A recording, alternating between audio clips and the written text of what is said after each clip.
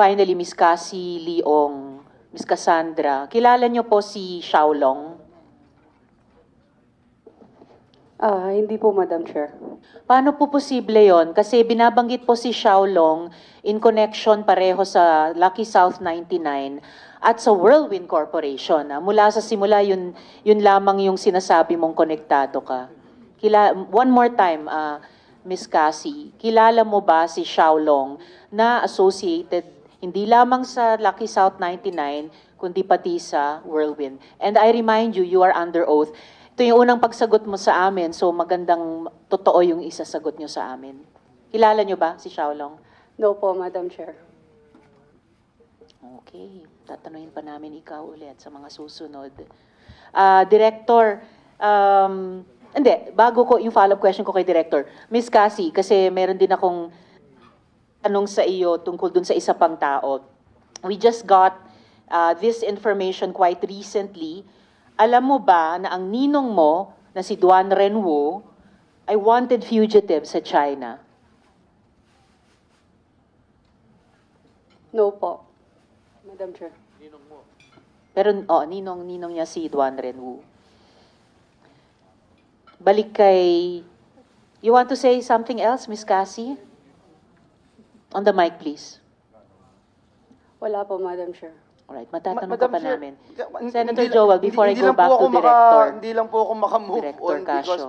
hindi niya gaanong kilala and yung relationship niya kasi kay Duan Renwu, ninong mo lang siya. Hindi ka ba niya empleyado o ka-partner? Partner po sa business. Partner sa business. Sa Whirlwind po. Sa Whirlwind. Opo. Okay. Mr. Chair. Sa hindi ka Whirlwind niya na empleyado? konektado si Xiaolong. Hindi ka empleyado ni Hindi, Duan si Ren? Duan Renwu po. May ninong po.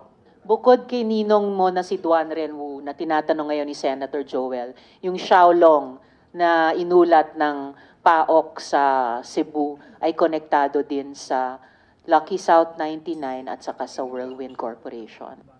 Hindi ko po kilala, Madam Chair. That's impossible since ikaw ang boss sa So kasi Whirlwind. Senator Joel. may question lang is dun lang sa Whirlwind kayo magka-partner ni Duan Renwu?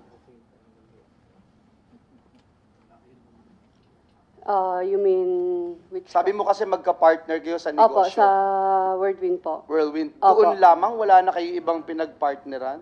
Like? No, you Kung meron answer kang the negosyo question. ka, We ask the kung meron kang question. negosyo, meron ka pang ibang pinartneran, kung anong partner yon kasi magkasama kayo sa isang bahay, tama po ba? Kasi isa yung address nyo eh. Opo. So, Tama okay. po, So, Mr. Chair. hindi ko iniisip na magka-partner kayo, partner-partner, dahil kagaya ni Alicel, hindi ko iisipin yon. But other than that, ng Whirlwind, may ibang partner pa kayo ni Duan Renwu?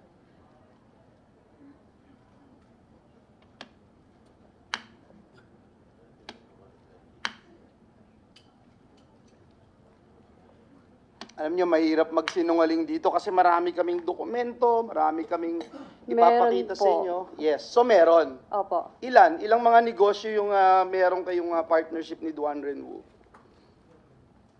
Mr. Chair, can I check it po? Can Sige I lang. double check Okay, po? sige, mamaya na lang Casino. And lagi kayong no? I mean, close kayo ng ninong mo, Cassie?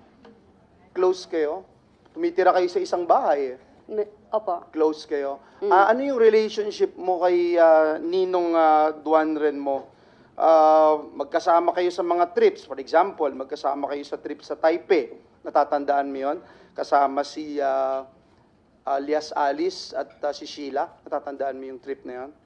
Opo. Question ko lang, bakit siya yung napili niyong kasama, si Ninong, sa isang barkada trip? Normal ba yun? Kung ang relationship mo lang, Ninong? Mr. Chair, speaking of Taiwan po, parang Chinese New Year po yata yun. Yes. Opo, tapos nag-aya po yung boyfriend ko, si Wesley Go, na pumunta po sa Taiwan. Tapos po niyaya ko po siya. Kaya nga, ang tanong ko, hindi ba, normal ba yun na magyaya ka ng ninong mo, kasama mo yung boyfriend mo, na kiniklaim mong boyfriend?